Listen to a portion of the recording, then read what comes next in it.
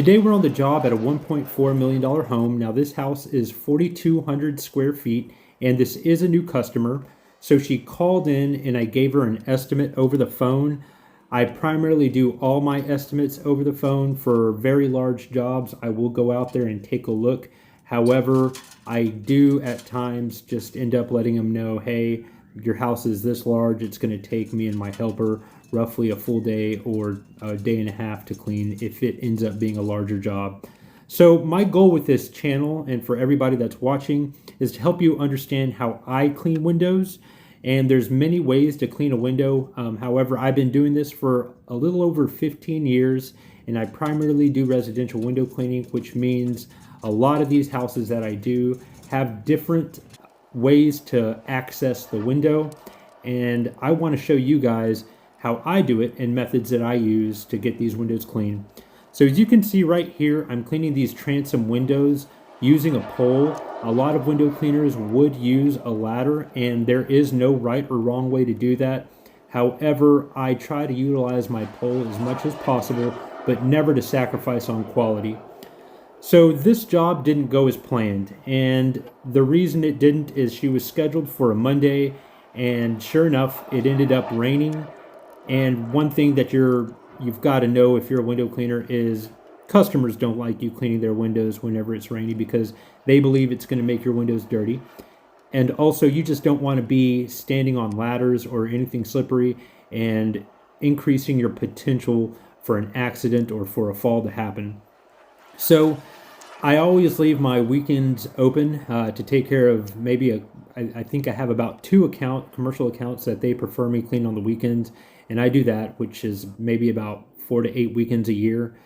And I also keep my weekends open for reasons like this. So we had rain and I had to reschedule the job. And the last thing you want to do is to have your schedule too full to where you have to push them back several weeks to end up getting them back on the schedule. So with this job, as you guys can see here, I am using my water-fed pole system. I used traditional in the front, and then as I got started, I went to the back and I saw, okay, some of these transom windows on the second level are pretty high, and this bush that you guys can see here was going to be in the way of the ladder setup. And so I just said, you know what, this is a perfect job for using a water-fed pole. However, the windows were a lot grimier than typical. So the people that previously owned this home didn't seem to clean their windows or care for dirty windows. So I was taking off years of grime. Now, as you guys saw earlier, I started on this window, but what I did is I did a pre-wash on the window and I put soap on my buff pad and I ended up giving an initial buff out with the soap and letting it dwell. Now, it was overcast this day, which did let the wind or the solution on the glass settle for a little bit longer so that it could remove all the grime. And that's one thing that I recommend if you guys are getting into window cleaning is don't wash a window, but learn how to clean a window. Washing a window and cleaning a window, for anybody that's been in the business for a while, knows that there is definitely a difference. Anybody can wash a window, however, whenever you get done with the window, is it truly clean, or by just your initial appearance, does it look cleaner than it was before?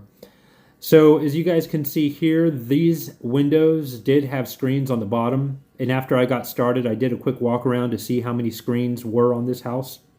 And what I ended up doing or deciding to do was just leave the screens for the end rather than ruining my rhythm and going inside, popping out the screens, coming back outside. You know, I just try to be as efficient as possible whenever I'm cleaning windows.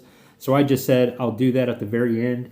And it actually ended up working out where I didn't have to go back outside to clean any screens or screened-in portions, but I took care of it all from the inside.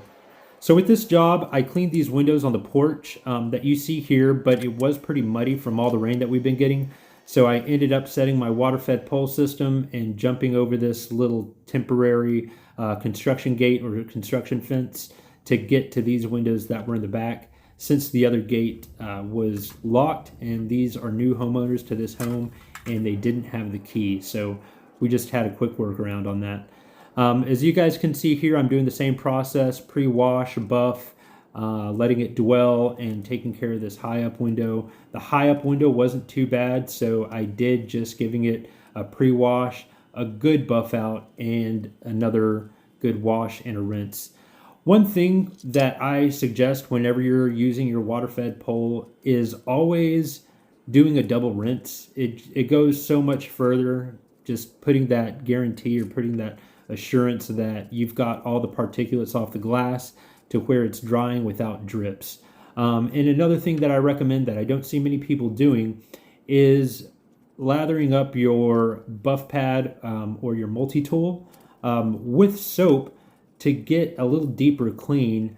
And I know a lot of people don't do that because it probably isn't necessary, but another reason I do that is because it lets me see that I've given a good wash and a good rinse. Whenever you have that soap on there, you can see everywhere where the pad has hit, and you can focus on corners and edges, as I always suggest, to make sure that the window is perfectly clean.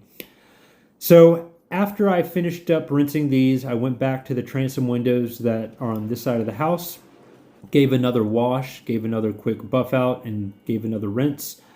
These windows weren't too bad, and every window ended up coming out great.